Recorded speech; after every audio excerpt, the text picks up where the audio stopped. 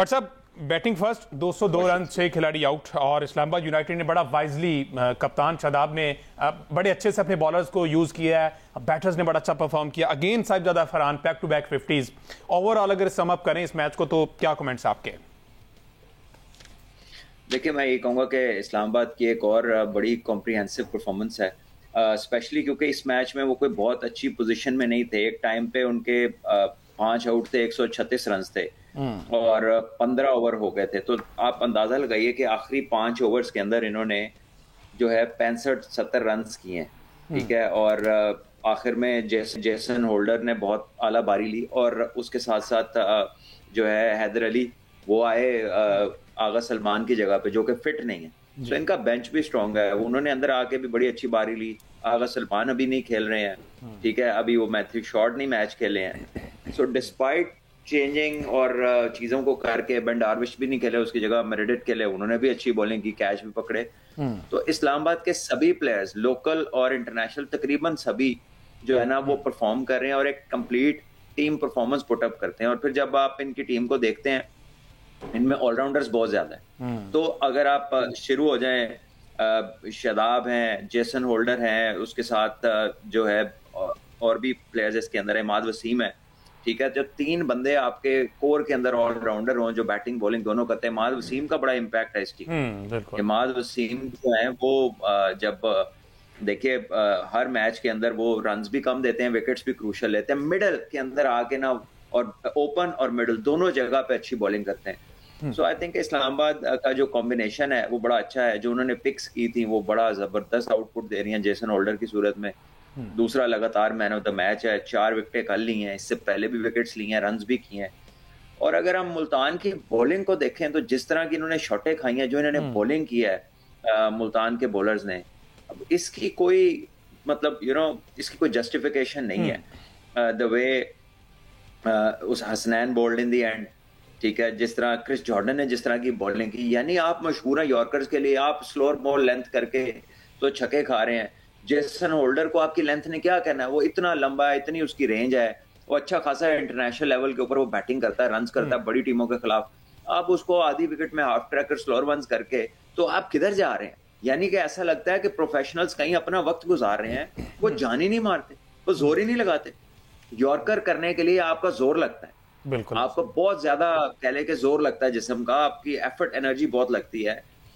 तो कोई पुरसाने हाल नहीं है इनको लेकर। पहले मैच में डेविड विली ने पोली छोड़ छोड़ के खाई, उसके बाद अब ये जॉर्डन साहब ने इस तरह की बॉलिंग किया। मतलब ये तो इट इज अनफेयर कि जब आप आए और आप इस तरह, ठीक है आप यॉर्कर्स कर रहे हैं, तेज बॉलिंग कराएं, आप वहां पर आपको मार पड़ जाए, कोई अच्छा खेल जाए, तो देखने वाला भी कहेगा यार उसने कोशिश तो की थी, लेकिन चलो बैट्समैन बहुत अच्छा खेल गया।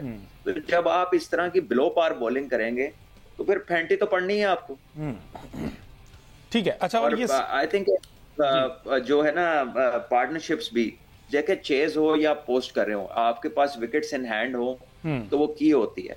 मुल्तान का ये था कि क्रूशल मोमेंट्स पे विकेट्स गिरते रहे हैं, कुछ सही तरह से पार्टनरशिप डेवलप नहीं हुई, ना रन्स में उन्होंने डोमिनेट किया, ना लेंथ में डोमिनेट किया।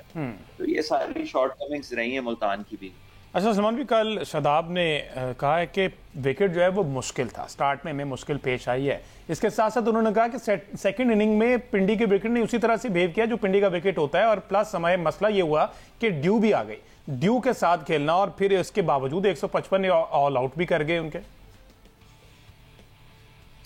देखिए बात है कि ड्यू हो ही होगी, जैसे वो कह रहे हैं, लाजमी आई होगी, लेकिन द पॉइंट इज के मुल्तान कहीं पे स्टेबल ही नहीं हुआ।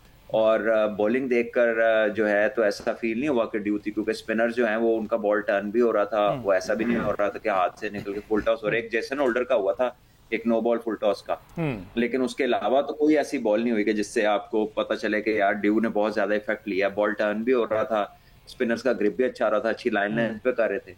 तो बहुत अच्छा इस्लामाबाद की जो बॉलिंग थी अकॉर्डिंग टू द प्लान थी। फील्डर्स ने कैचेस बड़े अच्छे किए और जो प्लेसमेंट भी फील्ड की अच्छी थी। तो कैचिंग में भी देखकर नहीं लगता कि ड्यू ने कोई इफेक्ट किया। तो इस्लामाबाद को क्रेडिट देंगे, अगर बहुत ज्यादा ड्यू थी तो फिर तो उन्होंने बहुत ही आउटस्टैंडिंग जॉब किया। अच्छा अहमद सईद साहब, आपके जो फेवरेट बैटर हैं इस्लामाबाद की जानिब से एंड्रे गूस जो है, वो परफॉर्म नहीं कर पा रहे, उनको बाहर निकालने का भी अभी नहीं सोच रहे, क्योंकि विनिंग कॉम्बिनेशन से जा रहे हैं तो शायद वो टीम से छेड़छाड़ नहीं करना चाह रहे। वैसे क्या आपको लगता है, बेस प्राइस और एक काफ़ी महंगे इसमें लिए गए या फिर एवरेज ही हैं इसमें?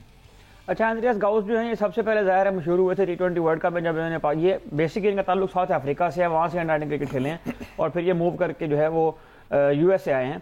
अभी ओमान जब साउथ अफ्रीका की टीम गई तो वहाँ उन्होंने 2-3 अच्छे 50 किए थे। उसके अलावा जो IL T20 हुआ था उसमें भी उन्होंने एक आधी इनिंग्स खेली थी। इन परफॉर्मेंस की बुनियाद पर मेरा ख्याल है कि उन्होंने PSL में इनको सेलेक्ट किया है। लेकिन उनका अब इस्लामाबाद यूनाइटेड की टीम की अगर आप कंपोजिशन देखें तो एंड्रियास गाउस के अलावा भी 1-2 प्लेयर ऐसे हैं जो पिछले तीनों मैचों में उन्होंने रन नहीं किए हैं, लेकिन क्योंकि टीम इतना अच्छा खेल रही है कि उनकी जो परफॉर्मेंसेज हैं वो उस तरह से सामने नहीं आ रही हैं। आजम खान के बारे में अगर आप बात करें तो उस तरह से वो रन नहीं किए, 3 मैचों में 20 रन होने किए हैं, लेकिन टीम इतना अच्छा परफॉर्म कर रही है, कॉम्बिनेशन इतना अच्छा बना हुआ है और बाकी प्लेयर जो है अपना रोल इस तरह से निभा रहे हैं कि जो 1-2 प्लेयर फ्लॉप हो रहे हैं, रन नहीं कर पा रहे हैं, उनकी भी जो है वो कमी पूरी हो जाती है। अब एंड्रियास गाउस जो है वो उन्होंने कल 9 रन बनाया है, लेकिन जाहिर है कि दूसरे एंड से साहबजादा फरहान इतनी शानदार बैटिंग कर रहे थे कि सारा फोकस जो है वो साहबजादा फरहान के ऊपर था। और मैंने किसी भी डोमेस्टिक के परफॉर्मर को इतना कंफर्टेबली PSL में आकर खेलते हुए नहीं देखा जितना मैं साहबजादा फरहान को देख रहा हूं, और वो भी खास तौर पर इस T20 इंटरनेशनल के फॉर्मेट में।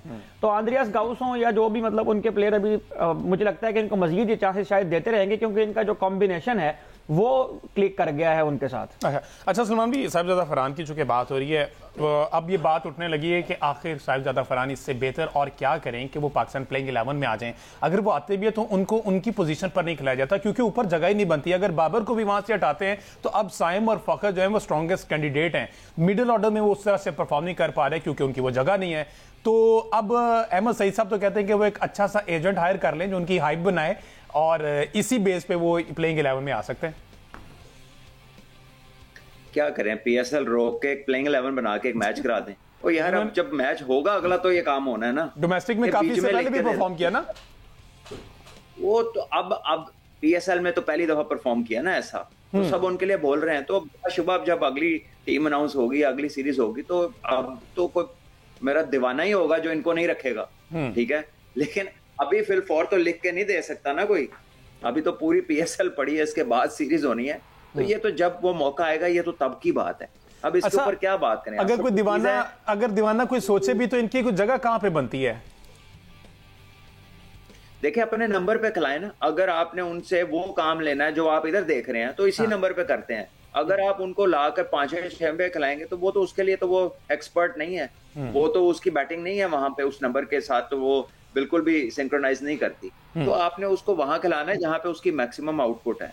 तो अब बात करने की है कि टीम में अपने कॉम्बिनेशंस क्या खिला रही हैं। यासिर खान जो है वो रेगुलर स्कोरर हैं, ठीक है, वो पाकिस्तान ए भी खेल रहे हैं, उन्होंने चैंपियंस कप के फाइनल में 100 भी किया। मेरी समझ से बाहर है कि यासिर खान इस टीम में नहीं।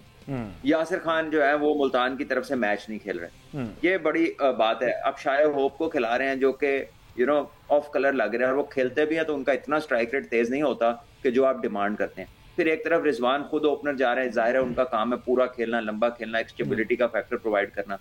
अगर उनके साथ वाला प्लेयर भी एक्सप्लोसिव नहीं है और आप 200 चेस करने जा रहे हैं, तो ये it is not a very smart move.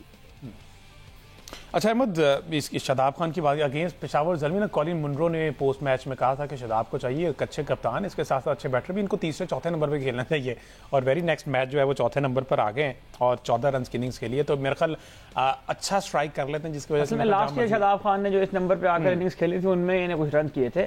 लेकिन मेरा ख्याल है कि अगेन जिस तरह से T20 क्रिकेट में जो है वो पोजीशन जो है ऊपर नीचे शफल होती रहती है, तो जिस तरह से उनका कॉम्बिनेशन उनका बन रहा है टीम का, उसके मुताबिक वो अपने आप को इस्तेमाल कर रहे हैं। और शादाब के बारे में मुझे उनकी बैटिंग से ज़्यादा खुशी इस बात की है कि वो बॉलिंग में आहिस्ता आहिस्ता जो है वो परफॉर्म करना शुरू हो गए हैं, उन्होंने रेगुलर बॉलिंग करना भी शुरू कर दी है। तो एटलीस्ट T20 के अंदर शादाब खान, मतलब मुझे 3 ओवरों में उन्हें कल भी 16 रन दिए, बहुत इंपॉर्टेंट विकेट उन्होंने मोहम्मद रिजवान की हासिल की अहम मौके के ऊपर आके, और मोहम्मद रिजवान जो है वो चौथी बार PSL में आउट हुए हैं शादाब खान से।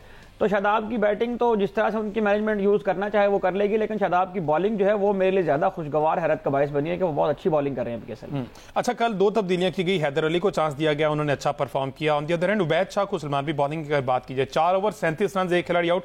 उबैद को काफ़ी ज़्यादा कॉन्फिडेंस मिला, इससे पहले वो तीनों भाई एक ही टीम में थे, उसके बाद फिर इनको अलग कर दिया गया, 2 अभी भी उस टीम में है। तो उबैद को कॉन्फिडेंस काफ़ी हद तक मिला इस ओवरऑल लास्ट सीजन में भी और इसमें भी।